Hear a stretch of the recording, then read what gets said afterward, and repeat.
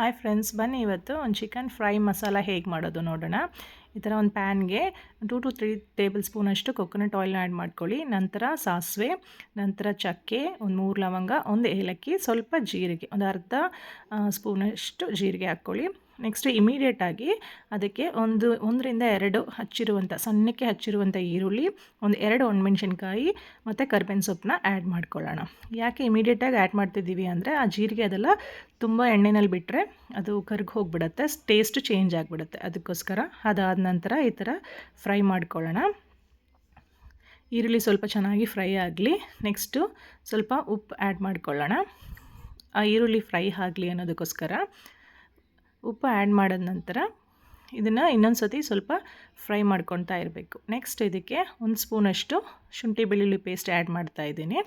ಅದನ್ನು ಆ್ಯಡ್ ಮಾಡಿಕೊಂಡು ಸ್ವಲ್ಪ ಫ್ರೈ ಮಾಡ್ಕೊಳ್ಳೋಣ. ಸ್ಟವ್ ಸಿಮ್ಮಲ್ಲಿ ಇಟ್ಕೊಂಡು ನೆಕ್ಸ್ಟ್ ಇದಕ್ಕೆ 1 ಸ್ಪೂನಷ್ಟು ಅರಿಶಿನ ಮತ್ತು 2 ಹಚ್ಚಿಟ್ಕೊಂಡಿರೋ ಟೊಮೊಟೊನ ಆ್ಯಡ್ ಮಾಡೋಣ. ಸ್ವಲ್ಪ ಹಣ್ಣಾಗಿರೋ ಟೊಮೊಟೊ ಆ್ಯಡ್ ಮಾಡಿದ್ರೆ ಗ್ರೇವಿ ಬೇಗ ಆಗುತ್ತೆ. ಅದಕ್ಕೋಸ್ಕರ ಆ್ಯಡ್ ಮಾಡಿ ಈ ಥರ ಫ್ರೈ ಮಾಡಿ ಸ್ಟವ್ ಸಿಮ್ಮಲ್ಲೇ ಇರಲಿ.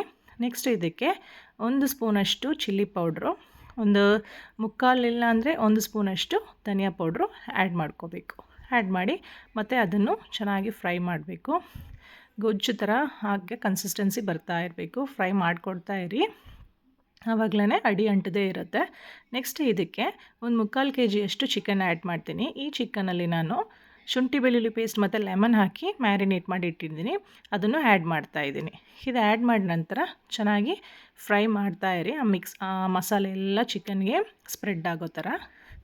ನೆಕ್ಸ್ಟು ಈ ಚಿಕನ್ನ ನಾವು ಪ್ಯಾನಲ್ಲೇ ಬೇಯಿಸ್ತೀವಿ.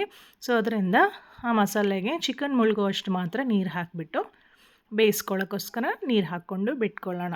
ಅದು ಚೆನ್ನಾಗಿ ಕುದಿಯುತ್ತೆ, ಕುದಿದು ಬೆಂದೋಗುತ್ತೆ. ನೆಕ್ಸ್ಟು ಸಿಮ್ಮಲ್ಲೇ ಇಟ್ಟರೆ ಮತ್ತೆ ಏನಾಗುತ್ತೆ, ಆ ಮಸಾಲೆ ಎಲ್ಲ ಡ್ರೈ ಆಗೋಕ್ಕೆ ಸ್ಟಾರ್ಟ್ ಆಗುತ್ತೆ. ಇದು ನಮಗೆ ಡ್ರೈ ಮಸಾಲ ಥರ ಬರುತ್ತೆ, ಗ್ರೇವಿ ಥರ ಬರಲ್ಲ. ಸೊ ಅದು ಆಗೋ ಥರ ತನಕ ನಾವು ಈ ಥರ ಫ್ರೈ ಮಾಡಬೇಕು. ತುಂಬ ಫ್ರೈ ಮಾಡೋಕ್ಕೆ ಹೋಗಬೇಡಿ, ಪೀಸಸ್ ಒಡೆದೋಗುತ್ತೆ. ಅವಾಗವಾಗ ಲೈಟಾಗಿ ಒಂದು ಸ್ಟಿರ್ ಕೊಡಿ. ಸ್ಟವ್ ಸಿಮ್ಮಲ್ಲೇ ಇರಲಿ.